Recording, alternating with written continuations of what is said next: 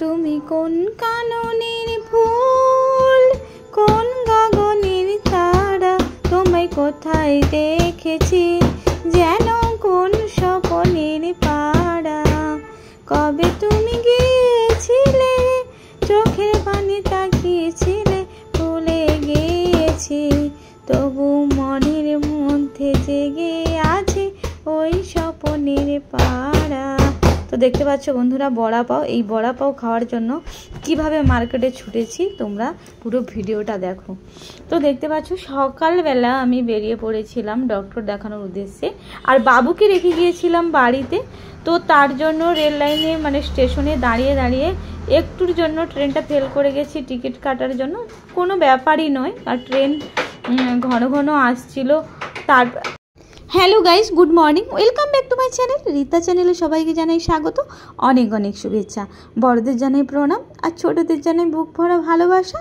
তো সকাল সকাল বেরিয়ে পড়েছিলাম ডক্টর দেখাতে যাব বলে, তবে সঙ্গে কিন্তু আমি ছেলেকে নিয়ে যাইনি, ছেলেকে রেখে গিয়েছিলাম ওর দিদির কাছে।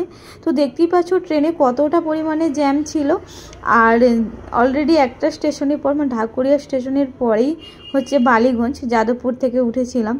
তো দেখো ভীষণই ভিড় ছিল ট্রেনের মধ্যে, আর বালিগঞ্জে পৌঁছে গেছি। আর বালিগঞ্জ স্টেশন তোমাদের দেখিয়ে দিচ্ছি দেখো। আর আমার জীবনে ফার্স্ট টাইম নয়, মানে এর 2.5 মাস আগে একবার এসেছিলাম, কিন্তু একলা মানে যে ট্রাভেলিংটা করছি এটাই ফার্স্ট। তো দেখা যাক অলরেডি পৌঁছতে পারি কিনা ডক্টরের কাছে। একবারই এসছিলাম, আর যেহেতু অনেকগুলো মানে এধার ওধার স্টেশন থাকে তো গুলিয়ে ফেলি, এটাই হচ্ছে ব্যাপার। তো এইবারের রাস্তাটা জেনে নিলে তো আর সেকেন্ড টাইম আর আমার ভুল হবে না তো এই রাস্তায় যেতে। তো যাই হোক, অবশেষে এটা দেখো বালিগঞ্জ স্টেশনের এটা টিকিট কাউন্টার, এপাশ থেকে যারা যাবে টিকিট কাটবে। তো দেখতেই পাচ্ছ, আর এদিকে দেখো ছোট্ট গলি, এই শহরের এই গলিগুলোতে না মানে শহর শুনতেও যেমন তেমনও যেন অসম্ভব খারাপ লাগে, মানে এতটাই পরিমাণে এই পাশে দেখো নোংরাগুলো জমে আছে। আর দোকানদানি দেখো, মানে জাস্ট লোকগুলো যাওয়ার জন্য সরু সরু রাস্তা রয়েছে, আর দুপাশে সবজি দোকান, মানে বিভিন্ন রকম দোকান রয়েছে। আর দেখো আমি হেঁটে হেঁটে যাচ্ছি, তো দেখা যাক পৌঁছতে পারি কিনা। আর ডাক্তারকে ফোন করেছিলাম যে কোথায় যেতে হবে, আমি এখানে এসে আটকে গেছিলাম, ঠিক এই পয়েন্টে এসে আমি ডক্টরকে কল করেছিলাম, আর ডক্টর বলল ঠিকানা দিল।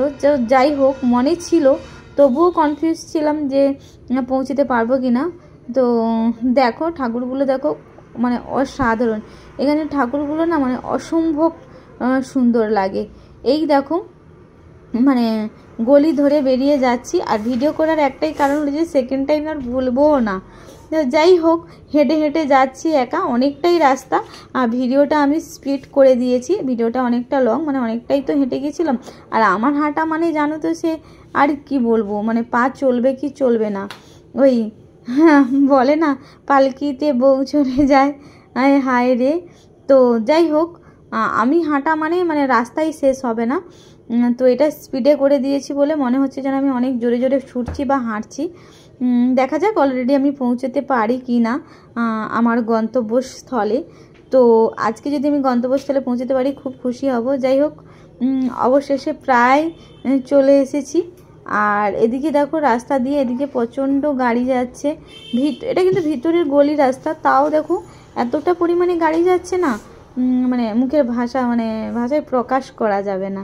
তো অলরেডি আমি চলে এসেছি দেখতে পাচ্ছ, আর এসেই দেখো আমি প্রবেশ করে ফেলেছি। আর এদের একটা মহাপ্রভু ছিল, সেই প্রভুর দৃশ্যটা তোমরা দেখো, ও কীরকম ঘরের ভিতরে ঢুকে আসছে, ও আমার সাথেও ঢুকলো, বাইরে ঘুরতে বেরিয়েছিল, দেখো ঢুকে আসছে।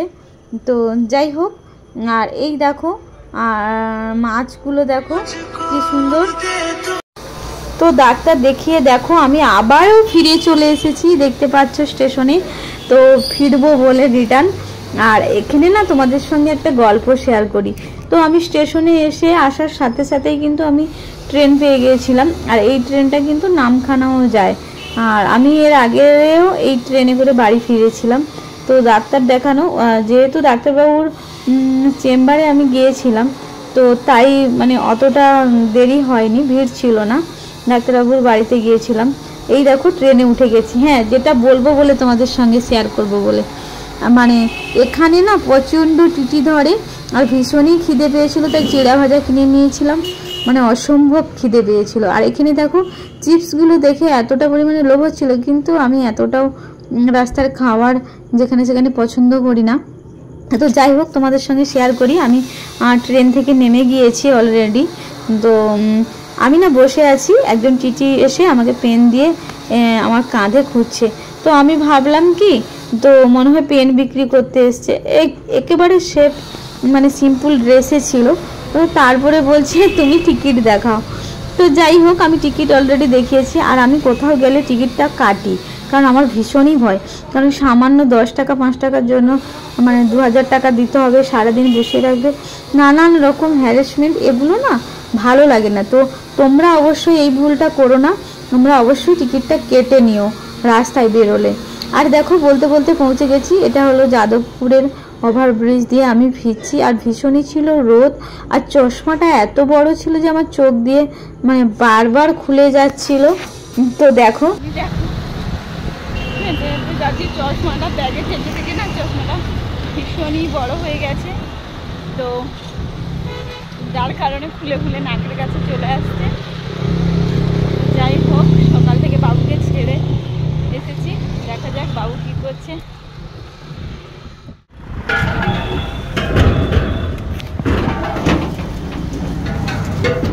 তারপর এসে জল খেয়ে দেখি না ছেলে পার্কের মধ্যে একা একা খেলছে। তো ছেলের সঙ্গে একটু টাইম স্পেন্ড করার জন্য চলে এসেছি। আর ওদিকে ভাগ্নি রান্না করছিল, কারণ রুমের মধ্যে ফ্যান বন্ধ করে দিয়েছিল, ভীষণই গরম। তো যাই হোক বলছে মামি তুমি একটু পার্ক থেকে ঘুরে আসো। তো বাবু খেলছিল, বলে মা বসবে চলো। তো আমি বসছিলাম, ছেলে দোল খাচ্ছিল। আর আমার তো এই দোলনাতে দুললে সত্যি কথা বলতে আমার খুব মাথা ঘোরায়।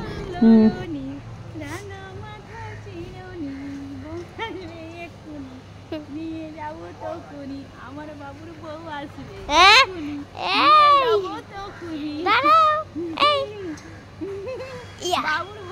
বাবুকে দেখা যাচ্ছে হবে। বন্ধুরা দেখো পার্কে এসে কিরকম দোলনার মাথায় বসে পড়েছি, দুলছি দেখো দোলনার মাথায় আমি মা ছেলে খেলছি, ছোট হয়ে যাচ্ছি, দোলনার মাথায় ভয় লাগছে, ভীষণ ভয় লাগছে। কি চারবার বলা বাবা একবার পুরো দোলনাটা দেখা দেখা তোকে দেখা যাচ্ছে না, পড়ে যাবি। দাঁড়া দোলনা কোথায় দেখুন, আর আমি কোথায় বসেছি দেখুন। আর মা দাঁড়িয়ে আছে বাচ্চার মতো। আরে দাদারি বুঝতে পড়েছি, পড়ে যাই।